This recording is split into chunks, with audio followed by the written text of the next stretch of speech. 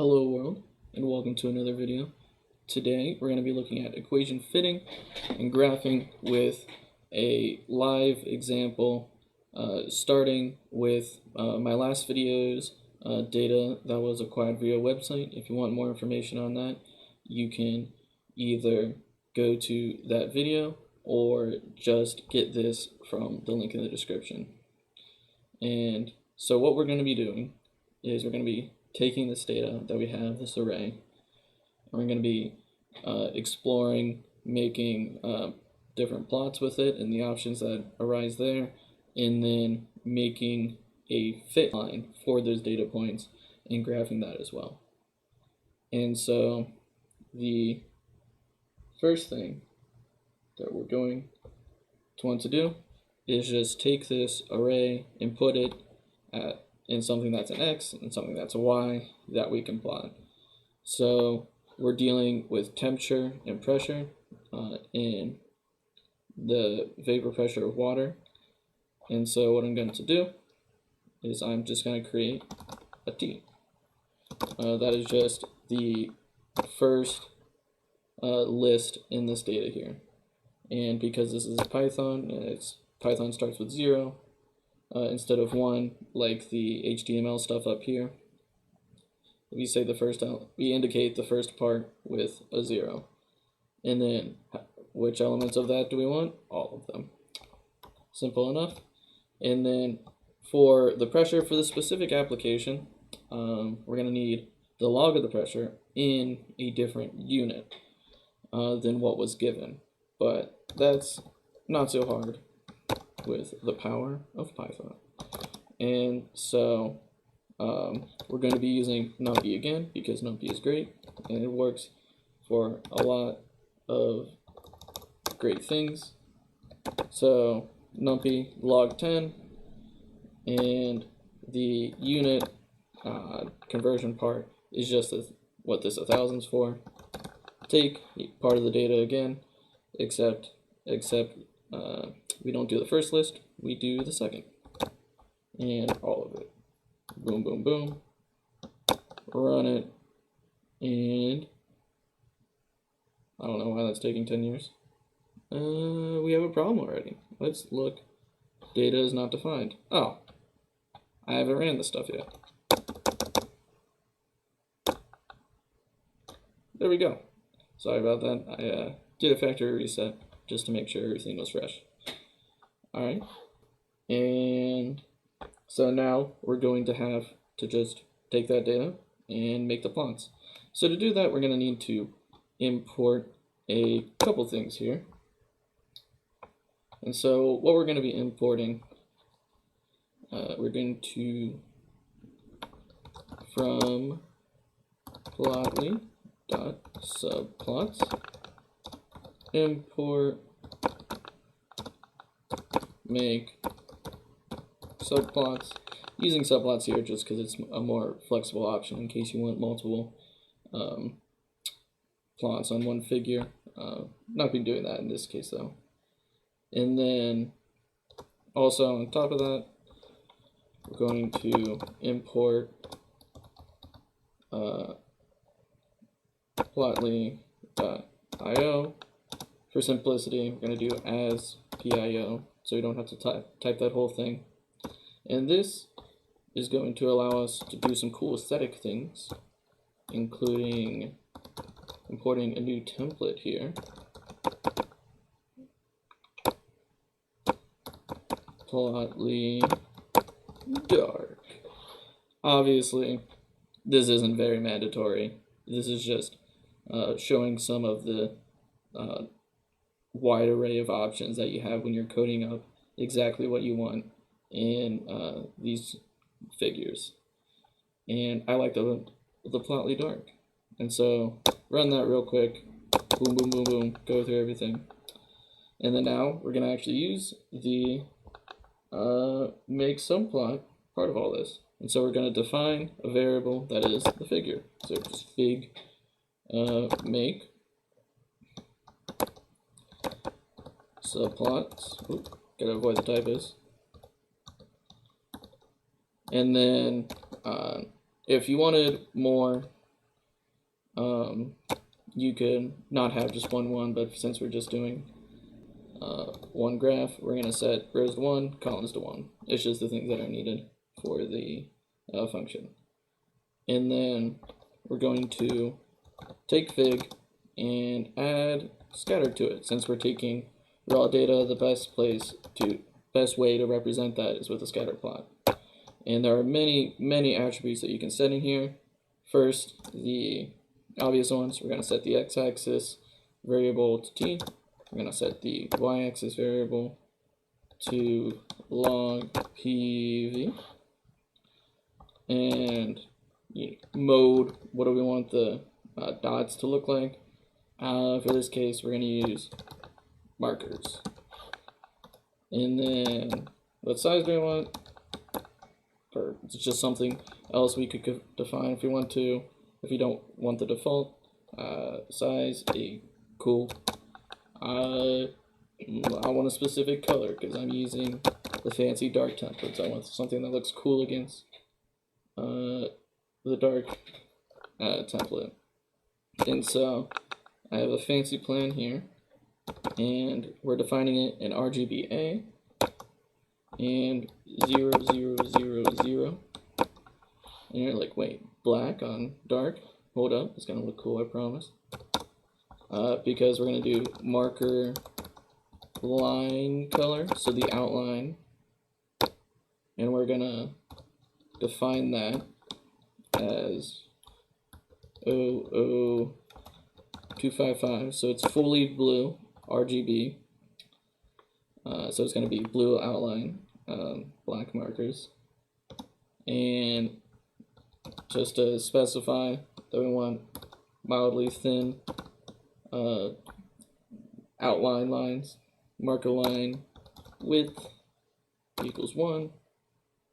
And then we're just going to call the data points name data if we want to. Like a lot of these, other than the XY, are all just optional things for the sake of the figure and making it look nice, which is a big part of all this, and a big part of the customizability that happens when you graduate from Excel and move to something like Python.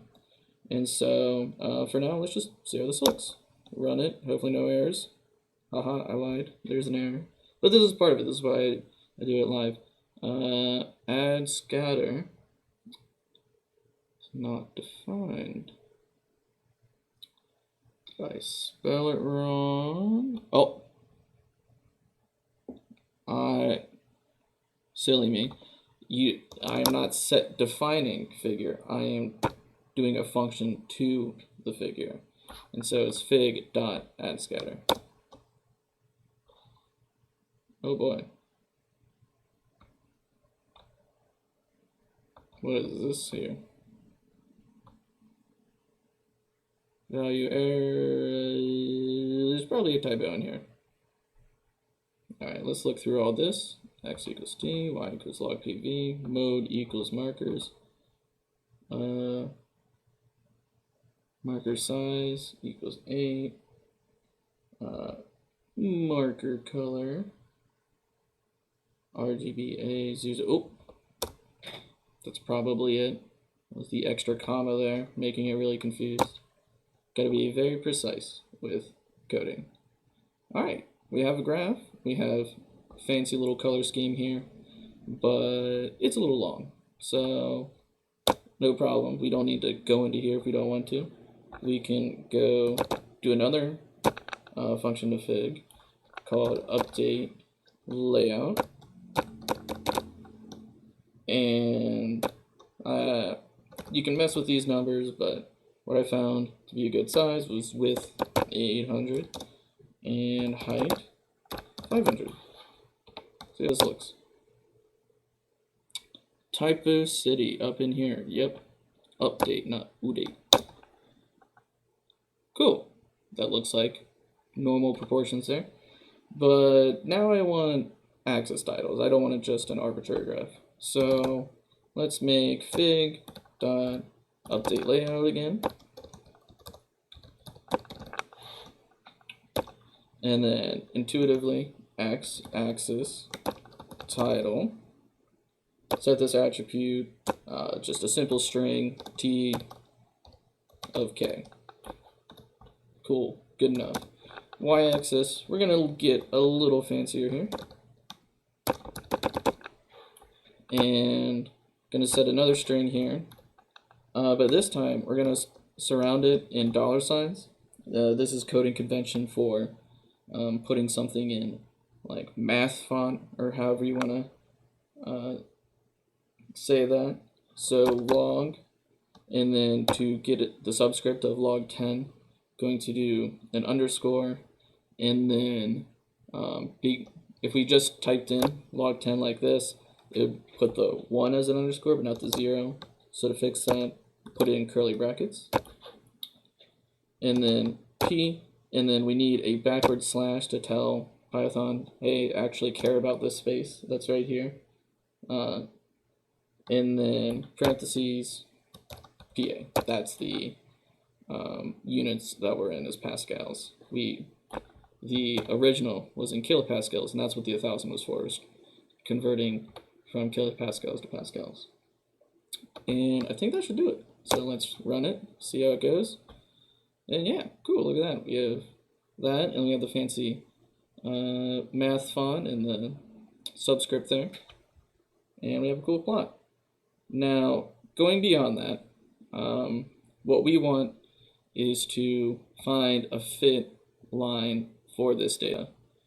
And to do that, we are going to define a model. Just from experience and knowing the Anton equation here, Anton equation is a type of fit for pressure versus vapor pressure versus temperature data. This is arbitrary. You can apply this to any application that you need, but I'm defining a model that uses A, B, C, and T, and then it returns simply just the Anton equation, or the part of the Anton equation that we're looking at. So just putting in the equation itself as a good starting point. And then we're going to iterate through this in some method to find the actual line itself. And to do that, first we're going to need some just guesses for all of these values. Technically it doesn't really matter but what these are, but I'm just doing some vaguely reasonable guesses to speed up the iterative process slightly.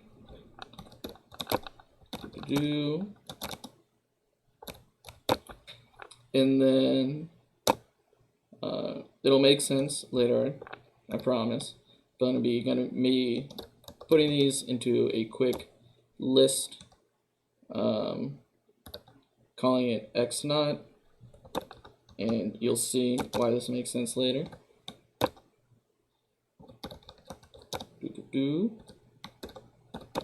And the method that we're going to use, sorry for doing this little paragraph here without explaining to the fullest extent, something called sum square error.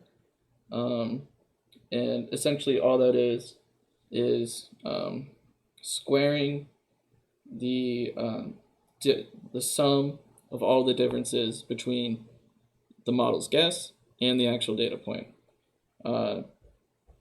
So you can define the model and starts at the guess, and you can have a data point up here, data point down here, data point up here, and then it takes all the differences, squares them so that the positives and negatives don't cancel out, and then sees how big that error is, and then it makes another guess, and then it or another educated guess, I should say, and then it tries to get that as small as possible or to a resolution that you define.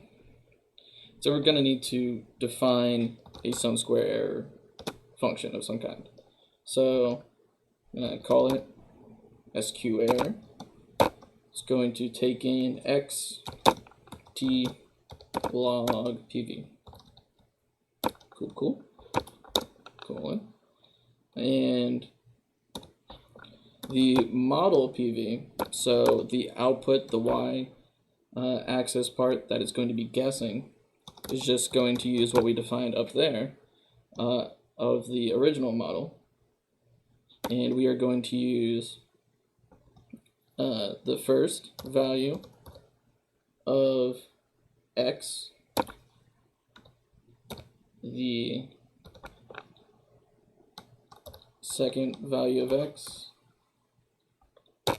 and the third value of X, corresponding to A, B, C guess, and then plugging in T, of course.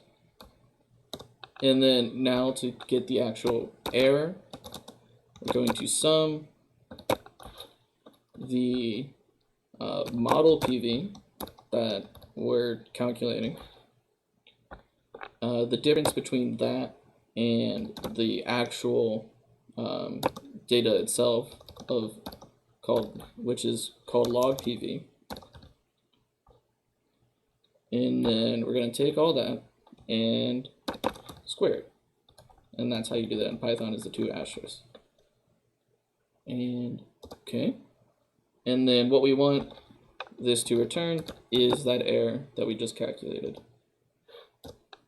And so from here, we're almost done with this general idea. We have now a function that gives us back the error. We have initial guesses for it, but we haven't used those initial guesses yet, because what we're going to do is use a function called minimize. First, we're going to have to import it though. This is something from a source called SciPy, which has another set of great data analytics. We're going to import minimize. And then something else here that's going to help a lot. Or it isn't totally necessary, but it's definitely useful. I'm importing something called JAX. And if you haven't heard of it, JAX is this cool thing that Google just created that does continuous, like iterative derivatives very efficiently, which you don't really need to care about that. Essentially, just when you can use it because it makes the code faster. The one downside to Python is that it is slower than the other less intuitive programs, and so to get around that, and so if you can get around that using things like JAX, it makes coding a lot easier and a lot better. And so what we're going to do is we're going to define the resolution with the minimize function that we just imported. And so what are we minimizing? The square error. And then what is the initial guess? Now that initial guess thing finally makes sense, it wants it as a list, and so we're giving it this x not list. That is the attribute we're setting. That's why we called it that. And then what are the arguments that we're looking at? We're looking at t. And what did I just do? I was not looking at the screen. Sorry about that, guys. Arguments, we're looking at t and log PV. And then another thing that it requires of us, this function, is to set the tolerance. You can just set it to something arbitrarily small, such as 1 to the e negative 10. And then to actually apply this, to tell it, hey, use JAX rather than whatever is the default, you can put in this fancy stuff here.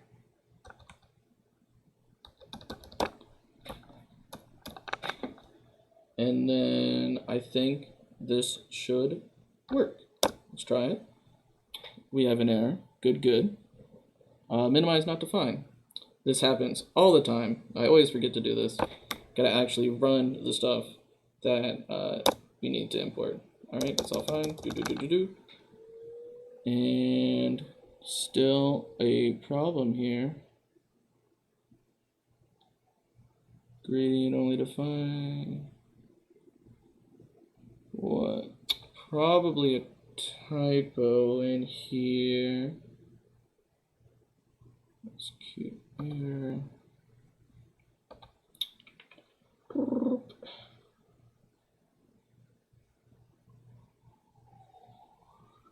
I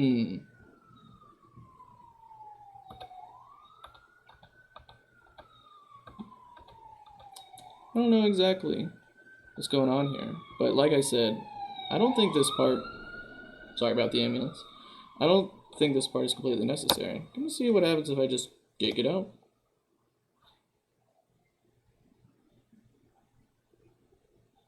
Unsupported type 4. What is it yelling at me for?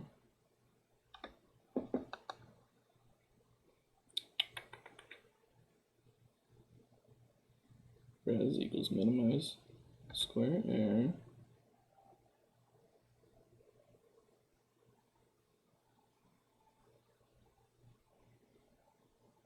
Unsupported operand type dash.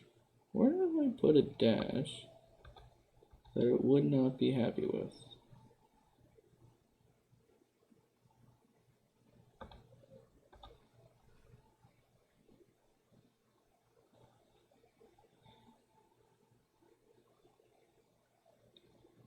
Again, sorry about this delay, folks.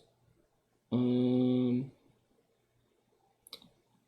gonna try a quick thing. I have some emergency reference code here, and I'm going to just copy and paste it over on top, just in case there's a typo that's just really hard to see, that is just not completely obvious. And it should be almost exactly the same.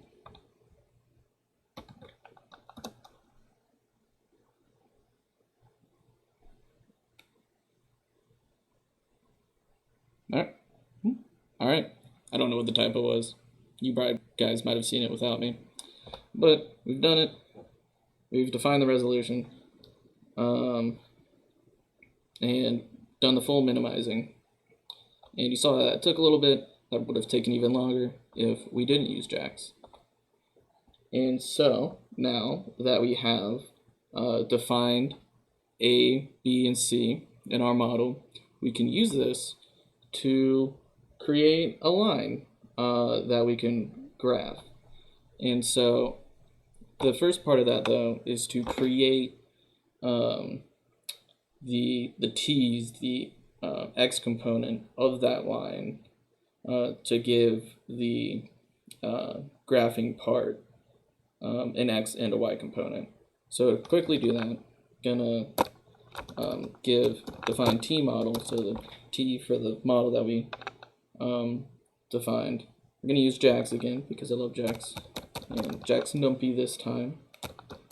Something called Linspace, and this does a very convenient thing of creating a bunch of evenly spaced points by merely stating the beginning point, so the initial temperature, T0, the last temperature, this is going to be T-1 in Python. Negative list indices simply start from the back end and go backwards, and so -1 is the last part of the list, last element of the list, and then we want, say, 100 points, something like that. And then we're going to now add the line, so fig dot add scatter, defined x again, so this, for the line we want x to be t model, we want y to be model of the x's in the res, all the asterisk means all of them, and T model, cool beans, that correspond to the T model. And then mode equals lines, because again we want a fitting line.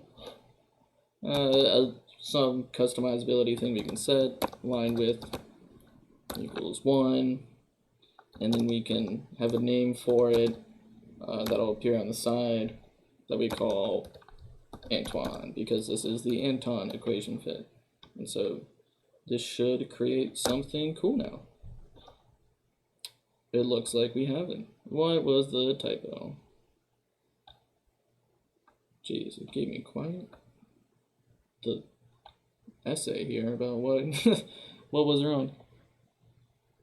Invalid property muddled.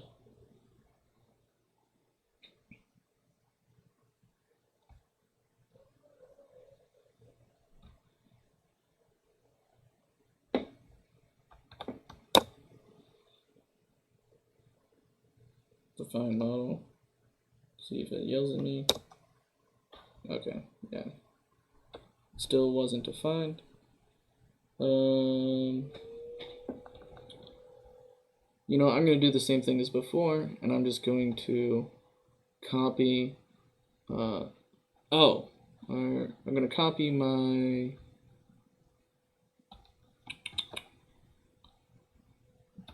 last thing here, just because it's taking too long to find the actual